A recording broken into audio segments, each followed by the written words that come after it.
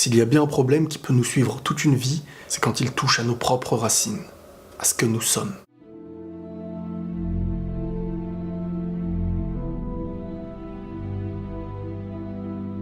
Peu importe la famille qu'on a, il faudra toujours prendre sur soi. La briser, c'est se briser soi-même. À l'intérieur de celle-ci, tout le monde est lié, qu'on le veuille ou non. Et la douleur que l'on va créer chez l'autre, c'est celle qu'on ressentira un jour à notre tour. Dans une famille, il y a ce qu'on appelle les piliers, les parents. Et quelle lourde responsabilité d'être parent. Car si le pilier ne tient pas, tout s'écroule.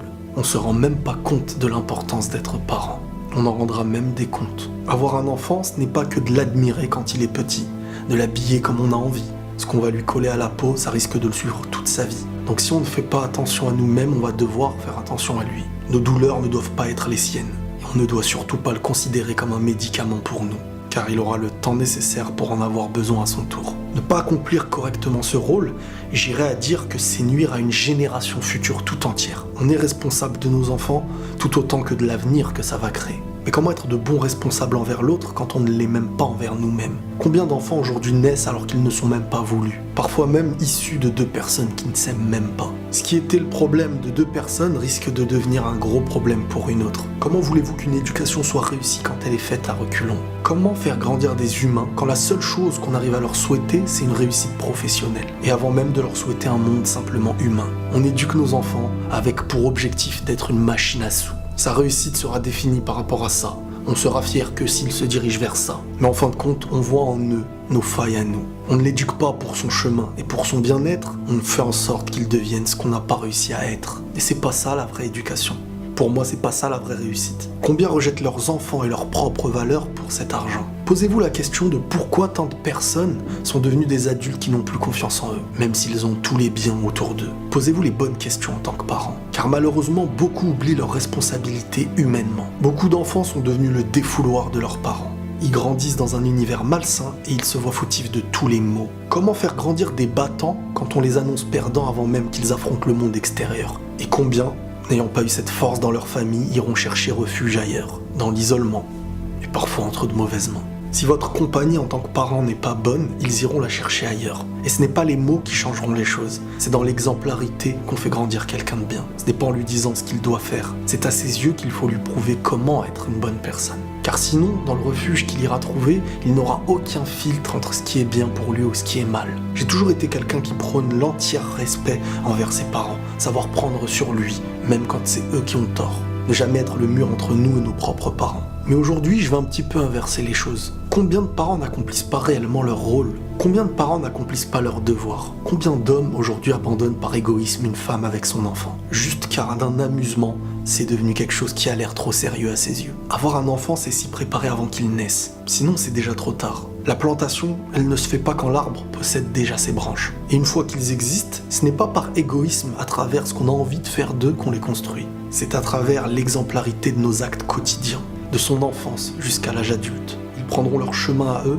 et feront leur choix de vie. Si les racines sont saines, il y a de grandes chances que son chemin soit sain. Notre objectif à nous, c'est d'avoir simplement été de bonnes racines, mais pas d'avoir été celui qui lui a créé ses maladies, celui qui le fait boiter dans sa vie. Si vous voulez que vos enfants deviennent de futurs adultes respectueux, comportez-vous avec respect, ils le verront. Vous voulez des enfants qui respectent leur femme, leur sœur, soyez un père qui respecte leur mère. L'enfant, il ressent tout, et même s'il ne dit rien, du ventre de sa mère jusqu'à la mort. Il ressent la tristesse de son père, de sa mère. N'oubliez pas que l'enfant, c'est un petit peu des deux. Un enfant qui ramène aucun problème, il n'est jamais fautif du malheur de ses parents. Un couple qui s'entretient, c'est des enfants qui naissent dans un environnement sain. Un couple qui va mal, l'un des deux parents ou les deux qui sont malheureux, de la violence, des insultes, tout ça, ça se ressentira chez l'enfant. Parfois, ils auront pour ingrédient de la matière pour reproduire ces choses multipliées par deux. Combien de parents imposent à leurs enfants des problèmes qu'ils n'ont même pas demandé? Des choses qu'ils doivent porter sur leurs épaules toute une vie. Ce qui dans leur tête tournera à comment résoudre ces problèmes. Comment pourront-ils réussir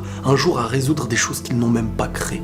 Des choses qui sont sur leur dos. Combien d'enfants se sont déjà vus avoir le rôle d'adulte avant même d'en être un? On oublie le cheminement de nos enfants. On oublie qu'ils doivent tomber, qu'ils doivent sortir d'eux-mêmes. L'éducation, c'est de savoir leur offrir un bon départ. Ce n'est pas de les suivre pour les conditionner à ce qu'on veut qu'ils soient. Être là pour l'avancer, ne pas être un obstacle. Très peu d'enfants se confient.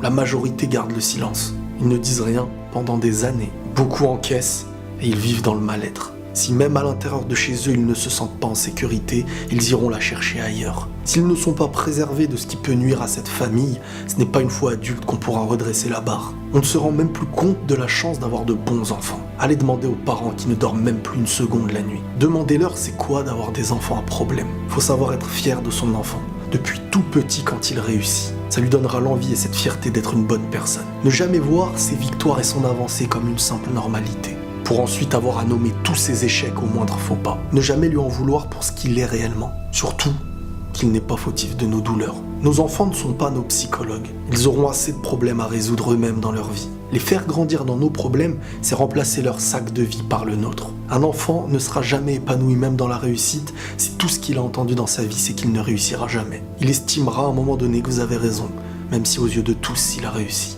Il verra toujours en lui l'échec, car c'est le sentiment d'une personne qui a perdu qu'on lui a enseigné. Pour être honnête, parfois il n'y a que la foi intérieure qui peut sauver des enfants qui sont dans un environnement tellement malsain. Aujourd'hui, vous le savez tous, le nombre de parents qui comparent leurs enfants à d'autres qui sont bien pires. Et à force de toujours chercher ce qu'ils ne sont pas, en leur parlant en plus de ceux qui sont pires qu'eux, on leur retire une totale confiance en eux. Beaucoup ne réussiront même pas à distinguer ce qui est bien du mal. Car à leur montrer le mérite de celui qui fait pire, ils se demandent si le pire n'est pas le mieux. L'une des pires choses, c'est d'avoir autour de nous de l'or et en parler comme si c'était de vulgaires cailloux. On est dans un monde où très peu de personnes se rendent compte de la valeur de ce qui les entoure. Les parents sont les précurseurs de la suite. S'ils ne sont pas prêts pour eux-mêmes, ils ne pourront jamais être prêts pour faire grandir une nouvelle génération. Il faut savoir se construire pour faire construire. Savoir résoudre ses problèmes avec soi, au lieu de les faire porter. Car une fois qu'ils seront adultes, on ne pourra que constater quels sont les fruits de l'arbre qu'on a nous-mêmes planté. Prenez tous soin de vous,